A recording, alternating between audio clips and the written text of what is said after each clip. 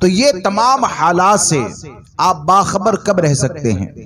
ایسے فتنوں سے آپ کب بچ سکتے ہیں؟ اپنی حفاظت کب کر سکتے ہیں؟ علماء اہل سنت کی صحبت اختیار کریں، جماعت رضائے مصطفیٰ سے جڑے، اور جماعت رضائے مصطفیٰ سے جڑ کر آپ اپنے عقیدے اور اپنے عمل کی حفاظت کی کوشش کریں۔ یہاں پر ایک بات یہ ہو سکتی ہے اور آتی بھی ہے کہ بھئی جماعت رضائے مصطفیٰ سے جڑ گئے تو بار بار کسی نہ کسی کے ساتھ اختلاف، شرعی معاملات کی بنیاد پر کسی نہ کسی سے اختلاف یا اور بہت سے معاملات کھڑے ہوتے ہیں۔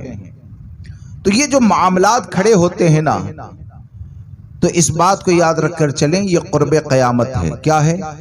یہ قرب قیامت ہے، اور اپنے ایمان اور عقیدے کی اگر حفاظت کرنی ہے تو پریشانیوں کو برداشت تو کرنا ہی پڑے گا، پریشانیوں کو برداشت کرنا پڑے گا۔ میں آپ کو ایک روایت سناتا ہوں کہ ایک روایت میں نے پڑھی کہ ایک روایت کے اندر یہ آیا کہ قرب قیامت میں ایمان کی حفاظت کرنا ایسے ہی ہے جیسے کہ ہاتھ میں انگارہ لے کر چلنا، ہاتھ میں انگارہ رکھنا۔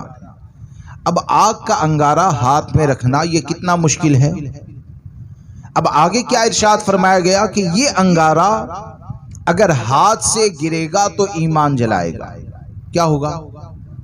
ہاتھ سے گرے گا تو ایمان جلائے گا، اور ایمان بچے گا تو ہاتھ جلے گا۔ یعنی دو صورتیں ہمارے سامنے رکھی گئی کہ وہ انگارہ اگر ہاتھ سے گرا تو ہاتھ میں پکڑ کے رکھنا یہ کتنا مشکل ہے۔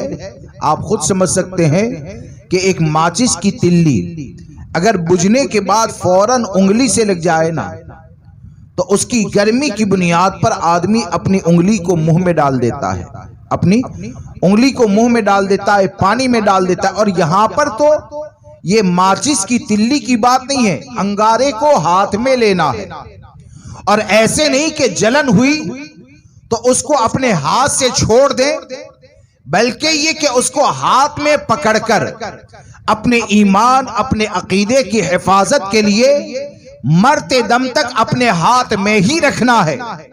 اگر ہاتھ میں رکھو گے تو ایمان کی حفاظت کے ساتھ دنیا سے جاؤ گے۔ اب یہ انگارہ کیا ہے؟ یہ چاروں طرف انگارے ہی تو ہے نا۔